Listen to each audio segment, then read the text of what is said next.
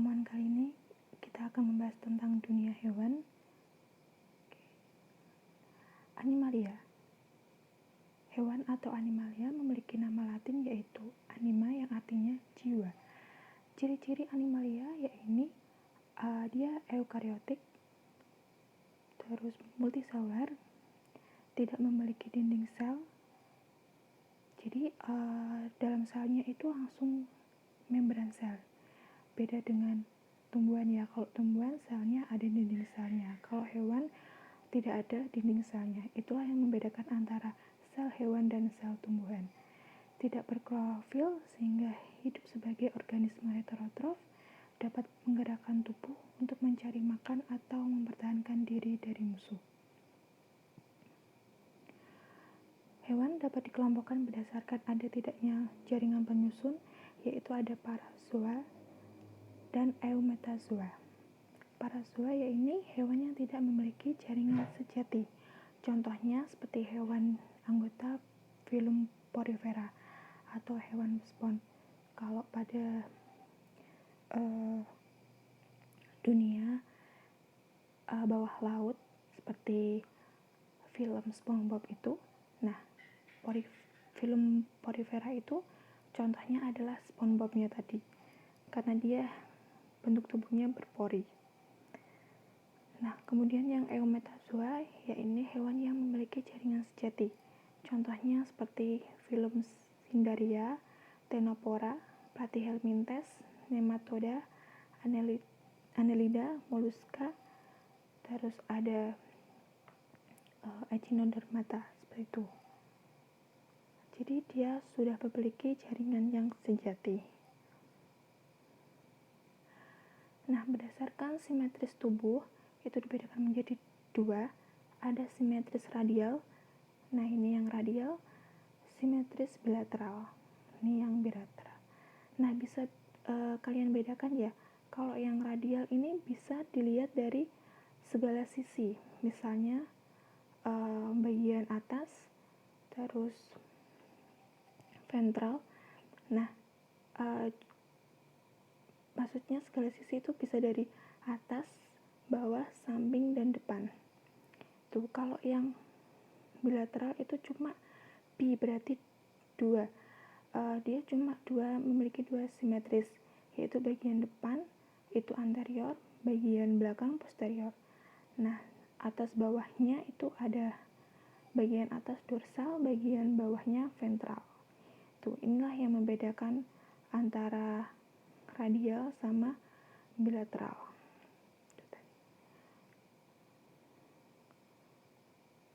Oke, lanjut. Berdasarkan lapisan lembaganya dibedakan menjadi dua, ada diploblastik dan triploblastik. Diploblastik yaitu memiliki dua lapisan lembaga atau tubuh, yaitu ada ektoderm dan endoderm. Ekto berarti lapisan luar, endo berarti lapisan dalam. Kalau yang triploblastik itu memiliki tiga lapisan lembaga, yaitu ada ektoderm, mesoderm, dan endoderm. Ini ya kebagian ketambahan lapisan tengah yaitu mesoderm. Ini bagiannya. Triploblastik itu dibagi menjadi tiga, ada acelomata, pseudolomata, dan ceolomata. Ini penjelasannya sudah saya jelaskan di pertemuan sebelumnya itu.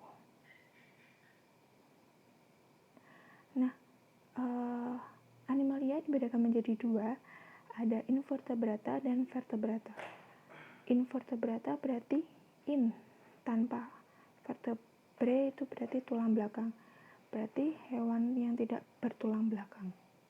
Jumlah spesiesnya ini sekitar 95% dari seluruh hewan yang diketahui hidup di bumi. Jadi kebanyakannya itu dia hidup di darat, hidup di air. Paling banyaknya hidup di air.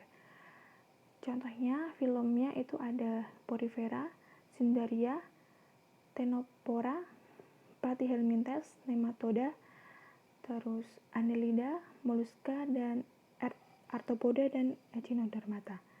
Nah, kalau yang porifera ini dia yang tadi tidak memiliki rongga. Cnidaria ini contohnya seperti ubur-ubur. Ctenophora juga sama seperti ubur-ubur. Nah, Platyhelminthes ini cacing pipih.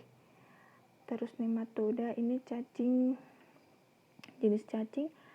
Jadi jenis cacing dibedakan menjadi 3, ada Platyhelminthes, nematoda, dan Annelida. Moluska ini contohnya seperti udang. Terus Arthropoda ini contohnya seperti laba-laba. Nah, Echinodermata ini contohnya seperti bintang laut. Nah, kita masuk ke filum porifera. Struktur tubuh porifera itu dia berongga. Jadi ada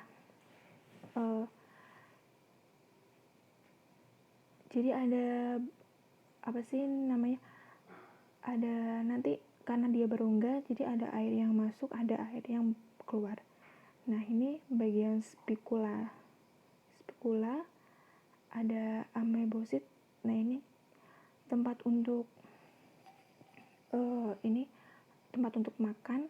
Terus poringnya ini tempat keluar masuknya air. Terus ada matriks, ada pinakosit. Nah, dia memiliki flagel. Jadi karena tadi hewan dia dapat bergerak, nah bergeraknya menggunakan flagel ini. Ciri-ciri dari porifera yaitu tubuhnya diploblastik. Ciri khasnya yaitu dia memiliki 2 lapisan tubuh. Nah, disebut sebagai hewan spons dan juga hewan berpori karena tubuhnya terdapat lubang-lubang kecil. Tubuhnya terdapat spikula yang mengandung zat kalsium atau kapur. Terdapat zat kersik atau benang-benang spongin. Hidupnya dia sesil, menetap. Jadi dia tidak bisa berpindah. Nah, kalau biasanya di film-film kayak gitu tuh yang itu loh yang biasanya disebut terumbu karang. Nah, dia kalau biasanya kita melihat peraganya itu kan sudah berupa batuan karena dia sudah membentuk fosil. Nah, sebenarnya dia itu hewan, jadi dia bisa bergerak. Nah, hidupnya di dasar perairan ya. Nah, tubuh dilengkapi saluran air guna mensirkulasi air di dalam tubuhnya. Reproduksinya secara vegetatif dengan kuncup atau budding dan gemulai. Secara generatifnya melalui pembuahan ovum oleh sperma. Nah, inilah tipe porifera. Jadi tipe saluran airnya itu ada 3, askon, sikon, dan ragon. Nah, ini bisa kalian baca sendiri di materi PDF yang saya sajikan. Oke, kita langsung saja. Nah, ini tipe-tipenya bisa kalian lihat sendiri di buku paket juga ada. Nah, klasifikasinya ada Calcare yaitu kapur. Ciri-cirinya adalah ada spikulanya tersusun dari CaCO3. Hidup di air dangkal dan koanusitnya besar. Tipe saluran airnya bervariasi, ada yang askonoid, lekonoid, dan sikonoid. Contohnya ada sikon sp dan Clatrina coriaceae. Nah, ini contohnya, dia warnanya putih. Nah, ada yang hexactinellida, yaitu ciri-cirinya ada spikula dari zat kersik atau silika, hidup di laut dalam, memiliki tipe saluran air sikonoid. Contohnya Peronema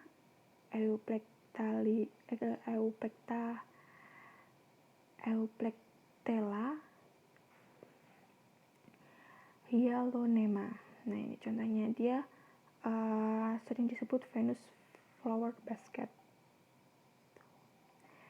Terus ada Demospongia, yaitu spons tebal. Nah, biasanya ini dia dipakai untuk sabut untuk membersih tubuh ya. untuk menggosok tubuh. Nah, sebenarnya bisa dipakai hewannya langsung, tapi itu posisinya sudah mati ya. Nah, yang biasanya dipakai di lingkungan kita itu adalah spons yang sintetis, jadi yang buatan, bukan yang asli. Dia memiliki ciri-ciri rangkanya tersusun dari serabut spongin, memiliki saluran air leukonoid, dan merupakan kelompok dengan jumlah spesies terbesar dari Porifera.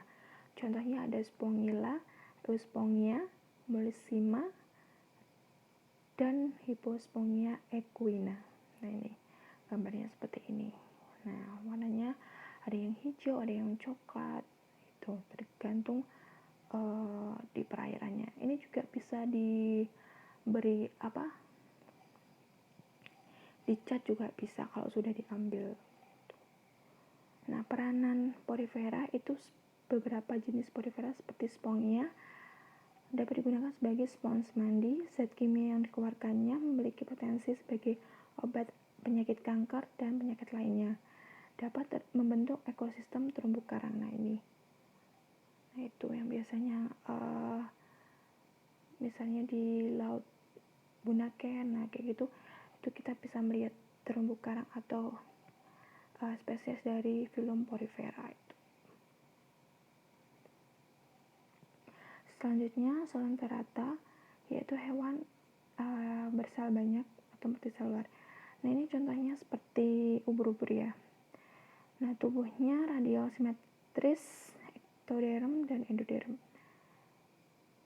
Terus bentuk seperti tabung atau polip dan seperti mangkok. Nah, ini ciri khasnya. Di atas tubuh terdapat mulut dan tentakel untuk menangkap mangsa dan bergerak. Tentakel punya sel racun atau sel penyengat. Punya rongga gastrovaskular untuk pencernaan. Mengalami metagenesis vegetatif pada fase polip dan generatif pada fase medusa. Nah, ini fase polipnya. Jadi polip itu bentuknya kuncup, jadi masih kuncup. Tuh, nanti ketika sudah dewasa dia akan membentuk tentakel. Nah, nanti dewasanya membentuk medusa. Gitu. Nah, ini yang medusa. Jadi contohnya seperti ini. Medusa itu biasanya hewan yang kalian lihat itu adalah ubur-ubur. Nah, kalau fase polipnya itu seperti ini.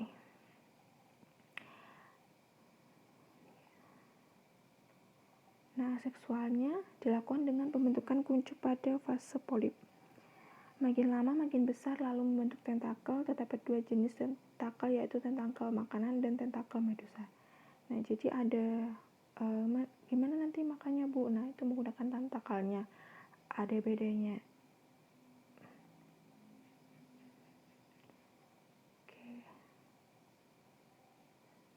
Ini yang fase reproduksi seksual itu karena dia hewan, jadi dia dilakukan dengan peleburan sel sperma dengan sel ovum yang terjadi pada fase medusa.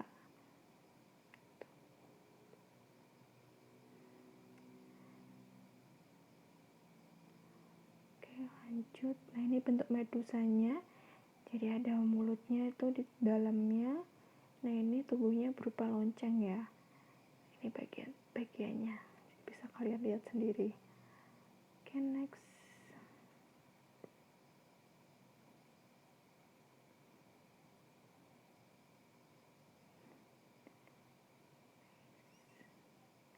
Nah, klasifikasi Cnidaria itu ada Hydrozoa, ada Scyphozoa, ada Cubozoa, dan Anthozoa.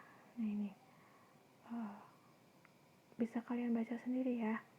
Peranan Cnidaria itu beberapa ubur-ubur kerangka luarnya dapat digunakan sebagai hiasan akuarium, misalnya Corallium rubrum, yaitu koral merah. Beberapa ubur-ubur dapat dikonsumsi. Kebiasaan mengonsumsi ubur-ubur ini banyak dilakukan oleh masyarakat Jepang. Nah, peranan yang pada film Salanterata dari kelas Anthozoa bisa membentuk terumbu karang. Ini ya. Ini contohnya tuh. Nih. Jadi dia membentuk polip terus membentuk ekosistem terumbu karang.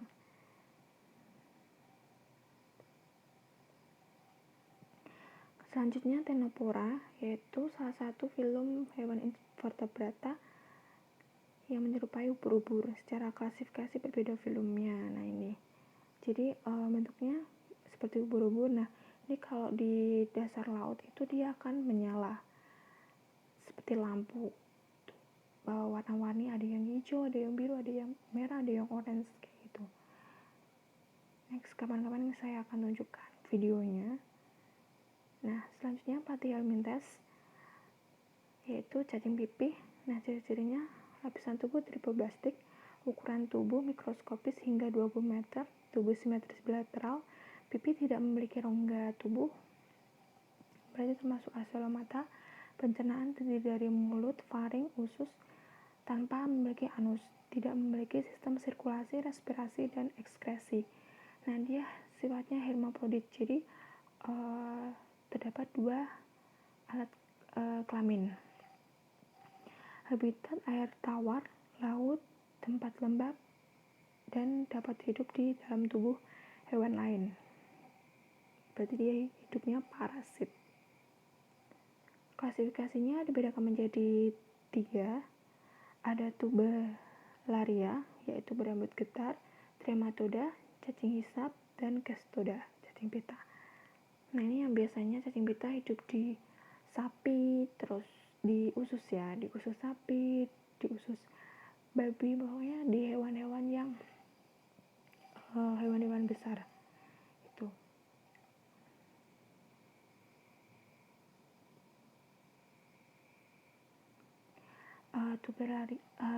Turbalaria, yaitu cacing berambut getar.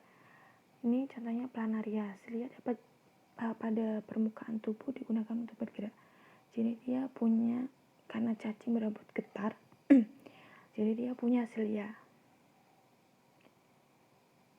Nah selanjutnya Dermatoda, itu contohnya cacing hisap. Nah dia cacing hati, yaitu alat hisap digunakan untuk menempel dan menghisap makanan pada inangnya. Jadi cacing hati ini dia hidup di hewan lain, bisa di manusia juga. Nah jadi cacingnya panjang seperti ini. Hidupnya di mana? Ya di hati. Ya, makanya itu dia disebut cacing hati. Nah ini bentuknya cacing hati, jadi dilihat dari bawah seperti itu. Siklus hidupnya, nah ini yang pertama dari manusia ya. Jadi